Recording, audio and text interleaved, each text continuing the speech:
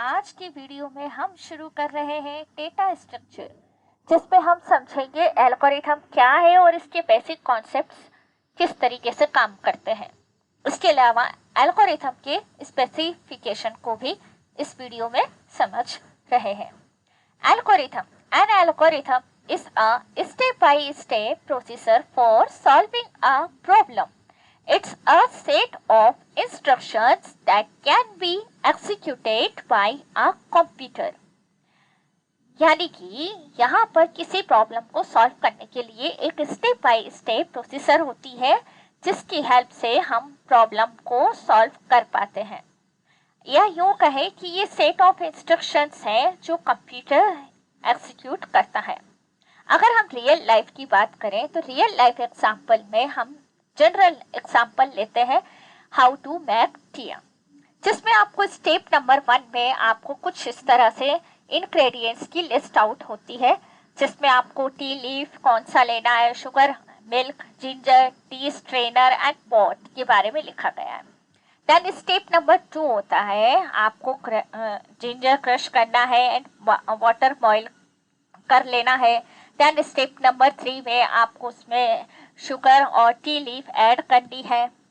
Then next step जिसमें आपको milk add करना है एंड देन अगेन बॉईल करना है। एंड जैसे ही एक कंडीशन जो है ट्रू होती है, और वो कंडीशन है कि आपका टी का कलर चेंज हो चुका होता है, और इस कंडीशन पे आपको स्टेप नंबर 5 फॉलो करना है, जिसे आप क्या कहेंगे, अपने कप में पॉर कर लेंगे एंड अपने फ्रेंड्स के साथ शेयर कीजिए, है ना। तो यहाँ पर आपको जिस तरह से स्टेप बाय स्टेप बताया गया है कि किस तरह से चाय बनाने की जो समस्या है, जो प्रॉब्लम है, उसे सॉल्व किया जा सकता है।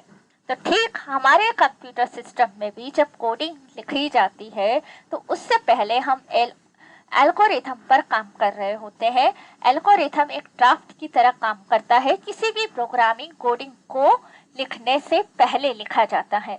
इस ड्राफ्ट या इस एल्गोरिथम में हम स्टेप बाय स्टेप इंस्ट्रक्शंस लिखते हैं कि किसी प्रॉब्लम को सॉल्व करने का क्या सीक्वेंस है। दूसरी डेफिनेशन दी गई है, an algorithm is a well defined procedure that takes some input and produce a corresponding output. It is a set of instructions that can be executed by a computer or a human. यानी कि आप इस definition से clearly समझ गए होंगे कि हम क्या कर रहे हैं। हमने जो पिछला एग्जाम्पल लिया जिसमें हमने हाउ टू मेक टी, जिस तरह से स्टेप्स फॉलो की जा रही है, सबसे पहले स्टेप नंबर 1 में जो इंग्रेडिएंट्स थे वो हमारे इनपुट थे, और हमारा आउटपुट जो है वो था एक बहुत बढ़िया चाय जो रेडी होके हमें मिले। तो यहाँ इंग्रेडिएंट्स इनपुट है और आउटपुट है चाय। तो अगर हम इंग्रेडिएंट्स यानी इनपुट में किसी भी प्रकार के कोई भी चेंजेस करते हैं तो काफ़ी हद तक चांसेस है कि आउटपुट भी चेंज होगा। अगर हमें डिसाइड आउटपुट चाहिए है तो इनपुट भी उसी के अकॉर्डिंग होगा। अगर इनपुट हम सही ले रहे हैं, आउटपुट भी सही आएगा। बात समझ में आ रही होगी, आई होप सो। नेक्स्ट है कैरेक्टरिस्टिक्स ऑफ एन एल्गोरिथम। जो एग्जाम्पल लिया है उसी के थ्रू हम इन कैरेक्टरिस्टिक्स को समझते हैं। सबसे पहला कैरेक्टरिस्टिक्स है इनपुट। किसी भी एल्गोरिथम को लिखने से पहले हमारे पास इनपुट की जानकारी होना जरूरी है कि हमारे पास क्या क्या इनपुट डेटा होंगे। तो an algorithm takes some input data, कुछ डेटा इनपुट के रूप में लेगा। जैसे कि हमारा जो पिछला एग्जाम्पल में है, हमने इनपुट्स लिए हैं हमारा milk, sugar, T leaf and so on. Okay, and next characteristics है आउटपुट। जब हम इनपुट्स दे रहे हैं तो क्लियर है कि कोई ना कोई आउटपुट जनरेट होना है। अगर जो इनपुट गलत लेगा तो आउटपुट भी उसी के अकॉर्डिंग जनरेट होगा। तो हमारा अगर चाय बनाने का प्रोसेसर फॉलो किया जा रहा है तो आउटपुट भी तो चाय का ही होगा, राइट। तो आउटपुट क्या है, यहाँ प्रोड्यूस हो रहा होता है। An algorithm produce some output data. Third characteristic से finiteness. An algorithm terminates after a finite number of steps. ऐसा नहीं है कि कोई भी स्टेप्स इनफाइनाइट है, यानी अनंत काल तक चलने वाली ऐसी कोई विधियां यहाँ नहीं लिखी होती है।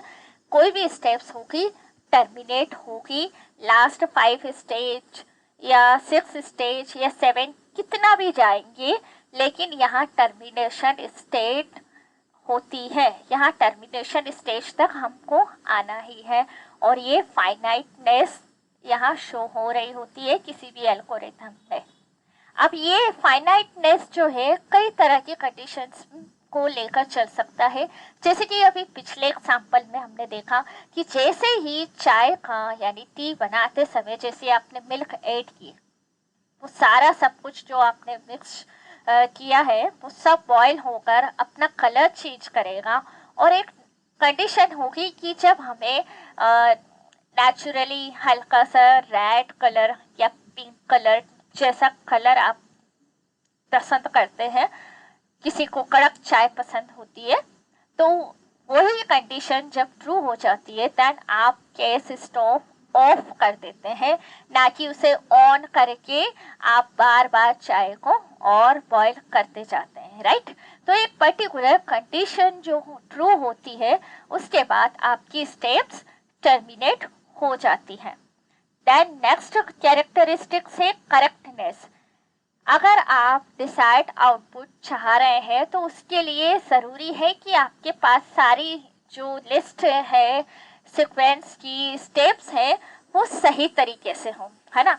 और जब सही इनपुट्स लेंगे तो सही आउटपुट ही जनरेट होगा।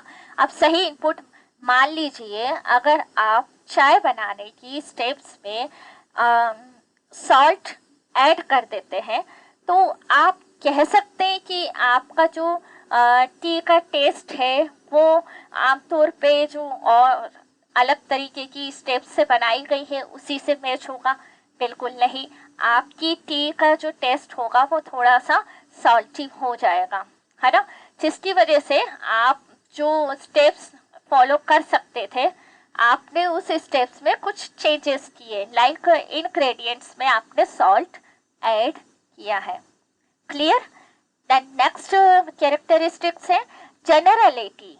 An algorithm can be applied to a wide range of inputs.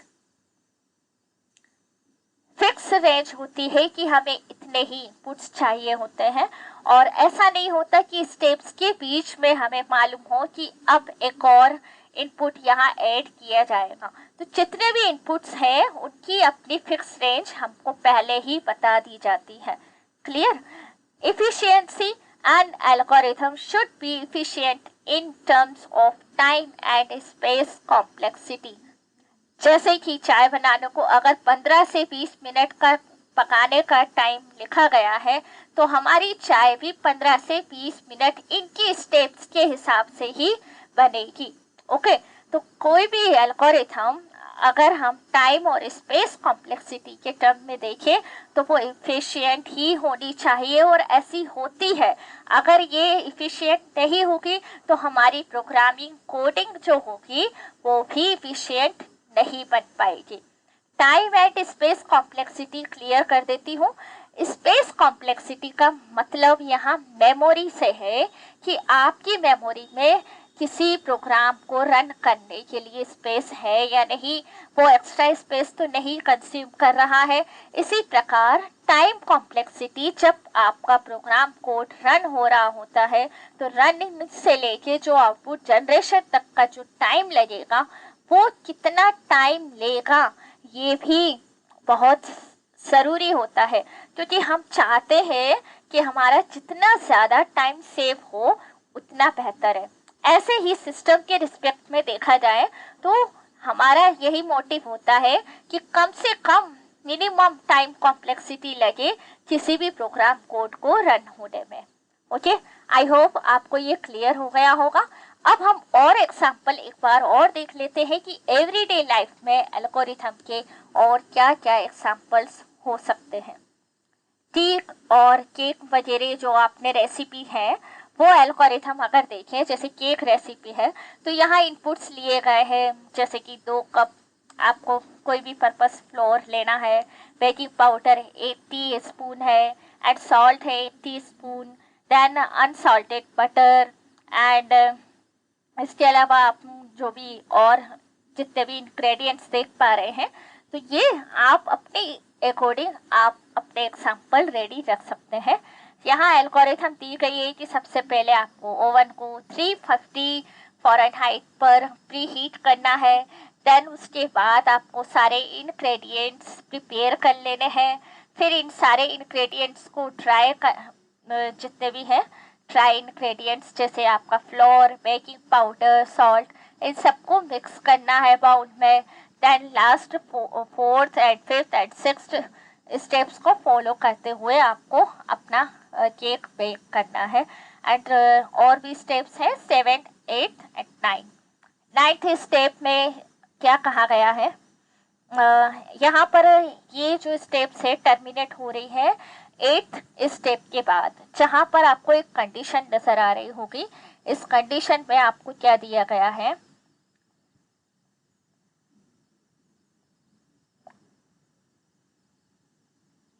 ये देखिए यहाँ पे कंडीशन दी गई है कि 30 से 35 मिनट्स तक आपको केक बेक कर लेना है। देन उसके बाद आपको अपने केक के बीचों बीच एक टूथपिक लेके उसे इंसर्ट करना है और इंसर्ट करने के बाद उसको बाहर निकालना है। अगर वो पूरी तरह से क्लीन आती है, किसी तरह से उसमें कोई भी जो आपने मिक्सचर लिया है वो किसी भी तरह से उसमें चिपका हुआ नहीं रहता है, गीला नहीं रहता है और क्लीन आता है, तो ये कंडीशन है। जैसे ये कंडीशन ट्रू होती है, अब आप नेक्स्ट स्टेप निकालेंगे क्या कि आप अपना केक निकालेंगे, देन उसे कूल डाउन होने देंगे और उसके बाद आपका केक रेडी है। तो यहाँ टर्मिनेशन कंडीशन अप्लाई होने के बाद आपकी स्टेप्स टर्मिनेट हो जाती हैं। तो इसी को कहते हैं फाइनाइटनेस, जहां पर आपका आउटपुट क्या मिलेगा, होममेड केक रेडी है। इसी तरह से और भी एग्जांपल्स मेरे यहाँ मेंशन किए हुए हैं। ये लेक्चर नोट्स आप नीचे डिस्क्रिप्शन में दी हुई लिंक से डाउनलोड कर सकते हैं। और भी एग्जांपल्स है जिसमें आपको शूज किस तरह से टाई करने हैं, कोई और रेसिपी है उसे कैसे फॉलो करना है, ऑब्जेक्ट्स कैसे क्लासिफाई करने हैं, बेड टाइम रूटीन्स, जैसे सभी स्टूडेंट्स के यहाँ बेड टाइम जो रूटीन्स होते हैं अलग अलग होते हैं, है ना। कोई खाना खाकर सोता है, कोई लाइट डाइट यूज़ करता है अपने खाने में, है ना। तो अपने अपने तरीके होते हैं, कोई नाइट वॉक करता है, कोई एक्सरसाइज करता है, कोई डायरेक्टली डिनर करके बेड टाइम शुरू हो जाता है उसका, है ना। तो सबके अपने रूटीन्स होते हैं, सबकी अपनी अपनी स्टेप्स होती हैं। ओके, किसी लाइब्रेरी में जाएंगे, वहाँ लाइब्रेरी बुक्स सर्च करने के अपने तरीके हैं। सबसे पहले आपको क्या क्या तरीके फॉलो करने हैं वो स्टेप्स में है ना। तो यहाँ पर आपको जो भी मैंने एग्जाम्पल दिए हैं इसे आप अपनी चॉइस से एग्जाम में लिख सकते हैं, रियल लाइफ एग्जाम्पल के तौर पे। इसके अलावा टाइप्स ऑफ एल्गोरिथम की बात करें तो टाइप्स ऑफ एल्गोरिथम में सबसे पहला आता है recursive algorithm. These algorithms solve a problem by breaking it down into smaller instances of the same problem.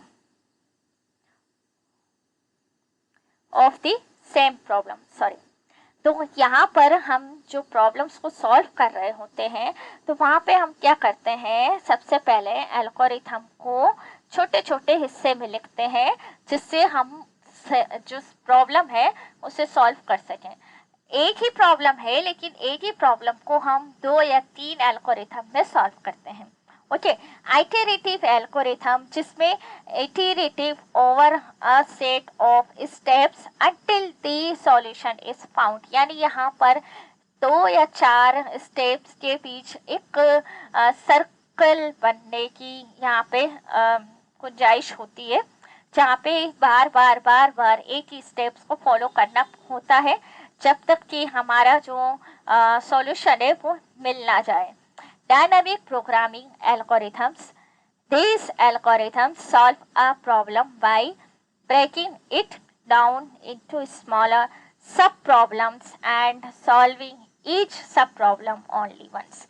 यहाँ डायनामिक और रिकर्सिव में काफ़ी सिमिलरिटीज मिल सकती है कि यहाँ पर भी हम ब्रेकिंग कर रहे हैं, यहाँ पर भी ब्रेकिंग इट डाउन कर रहे हैं, बट यहाँ ध्यान देना है कि रिकर्सिव में आपका फोकस एल्गो पर होता है कि इसी प्रॉब्लम की जो एल्गोरिथम बनेगी उसे हमने अलग अलग पार्ट में डिवाइड किया है, बट डायनामिक में प्रॉब्लम्स को डिवाइड किया जाता है, राइट। जैसे कि आप एग्जाम की तैयारी कर रहे हो और आपके पास एक सब्जेक्ट का सिलेबस है जिसमें आपको 5 यूनिट्स कवर करनी है, आपके पास मात्र 3 दिन है, ओके। तो अब आपके पास समस्या है, आपको सिलेबस कवर करना है। अब आपने क्या किया, उस सिलेबस कवर करने की जो प्रॉब्लम है उसे ही 3 पार्ट में डिवाइड कर दिया। कैसे किया ये? आपने किया कि सबसे पहला प्रॉब्लम बना लेता हूँ 2 यूनिट का, देन 2 यूनिट और 1 यूनिट, इस तरह से आपने 5 यूनिट को डिवाइड कर दिया 3 अलग अलग पार्ट्स में, जिसमें से एक पार्ट्स में आपकी 2 यूनिट्स होंगी और अगले दूसरे पार्ट्स में 2 यूनिट होगी और लास्ट पार्ट में 1 यूनिट होगी, ओके। तो आपका अब प्रॉब्लम जो है सब प्रॉब्लम में डिवाइड हो गया है और हर दिन आपको सब प्रॉब्लम को सॉल्व करना है। ऐसा करते करते आप जो मेन प्रॉब्लम है उसे सॉल्व कर लेंगे। Greedy algorithms. These algorithms solve a problem by making the locally optimal choice at each step. इसमें क्या होता है कि हमेशा एक ऑप्टिमल सॉल्यूशंस ढूंढने की कोशिश करना इस एल्गोरिथम में इन्वॉल्व रहता है। इसमें ऐसा रहेगा कि आप कोई स्टेप्स पे जाएंगे, देन आप देखेंगे कि कोई और ऑप्टिमल सॉल्यूशन है क्या और बेहतर मिल जाए, है ना। जैसे हम आप इंसान कुछ अच्छी जगह पहुंच जाए, अच्छी जगह जॉब पे हो, तो भी एक दिमाग में रहता है क्या मैं इससे बेहतर और कर सकता हूँ, क्या मैं इससे बेहतर कंपनी में जा सकता हूँ। और अगर आपके अंदर ये एबिलिटी है कि ऐसा कर सकते हैं तो आप पूरी कोशिश करेंगे वहाँ तक जाने की। तो अगर हमारे अंदर जो महत्वाकांक्षाएं हैं वो कभी रुकती नहीं है, तो हमेशा बेहतर की जो तलाश है हमेशा जारी रहती है। इसलिए इस टाइप की एल्गोरिथम को ग्रीडी कहते हैं। ग्रीडी मीन्स होता है लालच, महत्वाकांक्षी, जो सबसे ज्यादा इच्छाएं जो है, एक इच्छा हुई नहीं कि दूसरी शुरू हो जाती है और हमेशा बेहतर से बेहतर कोशिश करते हैं, है ना। और एक और महत्वाकांक्षी व्यक्ति होते हैं जो अपने अंदर कुछ अलग अलग खूबियां इकट्ठी करते रहते हैं कि मैं और बेहतर व्यक्ति मिलूं, अपने आप को बेहतर बनाऊं, है ना। तो अपने अपने तरीके होते हैं सोचने के। तो यहाँ ग्रीडी एल्गोरिथम का मीनिंग जो है ऑप्टिमल सॉल्यूशंस फाइंड आउट करना है। जब तक हम हर स्टेप्स पे जाएंगे और हर स्टेप्स में हमारा जो मेन फोकस होगा वो ऑप्टिमल सॉल्यूशंस के लिए रहेगा। आई होप आपको एल्गोरिथम और टाइप्स ऑफ एल्गोरिथम एंड इनके एग्जांपल्स क्लियरली समझ आ गए होंगे। नेक्स्ट लेक्चर में मिलते हैं। डाटा स्ट्रक्चर क्या है, कितने टाइप के हैं और इन पे कौन कौन से ऑपरेशन परफॉर्म होते हैं। Thank you very much.